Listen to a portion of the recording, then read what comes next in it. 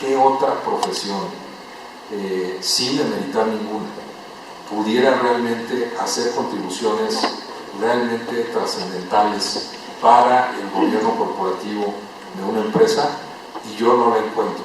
No estoy, insisto, demeritando ninguna profesión, simplemente creo que la nuestra, por nuestra formación, por los valores que se nos inculcan, por toda vamos a decir, todas las materias que tocamos, no solamente durante la licenciatura, sino durante la experiencia, nos lleva realmente a ser muy completos en el tema de gobierno corporativo. Por eso quiero utilizar esto. No voy a repetir seguramente todo lo que ustedes ayer escucharon, simplemente decir, creo que sí, el eje para nosotros actuar en la cabeza de una empresa se sustenta mucho en el gobierno corporativo. Bien, ¿cuál es un primer aspecto que nos encontramos en una empresa? En México la mayoría de las empresas son de capital familiar, la mayoría, y me voy a referir un poco a ese sector porque es el que hoy incluso a mí en el cual participo. Es una empresa 100% familiar, capital familiar. ¿Cuál es el primer aspecto? Saber distinguir y hacer y lograr convencer a los accionistas que hay que separar claramente temas de propiedad, temas de administración y temas de ejecución. Ese es el primer gran reto al que nos enfrentamos al dirigir una empresa, sobre todo, insisto, que tenga un carácter de capital familiar.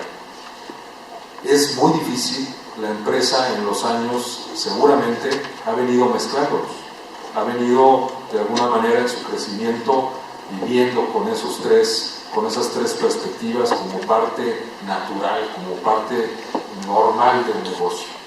Y la realidad es que nosotros que tenemos la formación realmente de la contaduría pública, sabemos que las cosas no las tenemos que mezclar, que tenemos que tener muy claro cada uno de esos cajones, que cada uno de ellos tiene una dinámica diferente, que cada uno de ellos podría llegar a influir negativamente generalmente, no necesariamente, pero generalmente el uno del otro, y por otro lado, que también podríamos llegar a identificar que se mezclan recursos prácticamente como pasar de una bolsa a la otra bolsa, y eso no necesariamente da la perspectiva real de lo que es la empresa.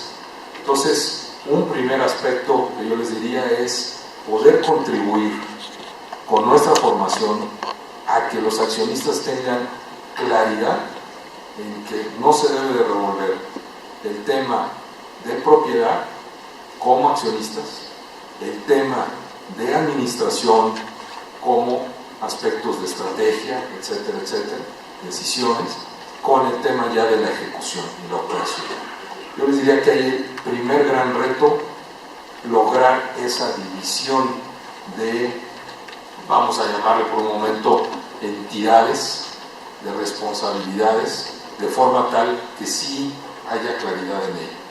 Por otro lado, la vigilancia de los valores propios de la sociedad hablando de empresa, cómo combinan con los valores de la sociedad, ahora sí, en general, colaboradores, etcétera, etcétera, y cómo también combinan con el control público, qué tan afines son, cómo están alineados, qué tipo de retos se enfrentan.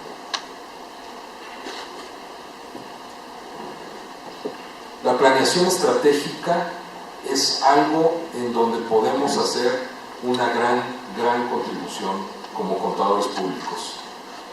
Muchas empresas en nuestro país no tienen realmente la práctica formal de hacer un plan estratégico.